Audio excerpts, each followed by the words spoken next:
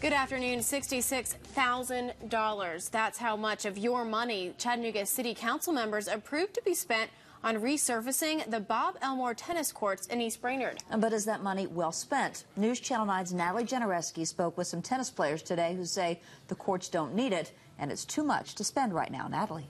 Kim and Karen, good evening. On the surface, $66,000 sounds like a lot of money. So today we threw the ball in the Chattanooga Parks and Recreation Department's court. Boo Mullinax plays tennis at the Bob Elmore Memorial Tennis Courts about 3 or 4 times a week. When I told her the city was about to spend $66,000 taxpayer dollars on resurfacing these courts, she was surprised. The court surface itself isn't really that bad. There's a little unevenness in some of the courts, but overall, they're good.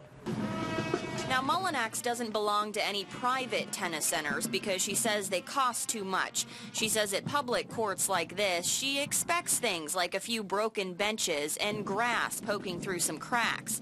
Brian Smith with the city's Parks and Recreation Department says the problems need to be fixed sooner rather than later. If you keep going back in and patching it here, patching it there, eventually you'll have to redo the entire complex. Would end up costing 4, 5, 6 times the amount that we're paying for it right now. You're talking about ripping up the entire cement foundation and putting everything back on that. And Smith says his department did choose the lowest bid of at least 3 contractors.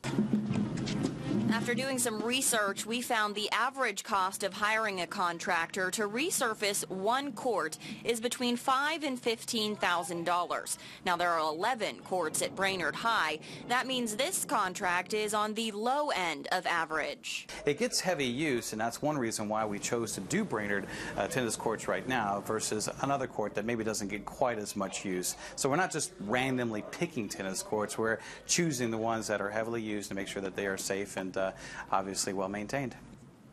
Now, Smith encourages tennis players and, of course, the community to visit their Facebook page to voice their concerns over where taxpayer money is going. You can also call his office or attend any public meetings they hold. Karen, back to you. Thanks a lot, Natalie. The city plans to begin resurfacing in mid-August. Smith says they'll work on one court at a time and keep the facility open.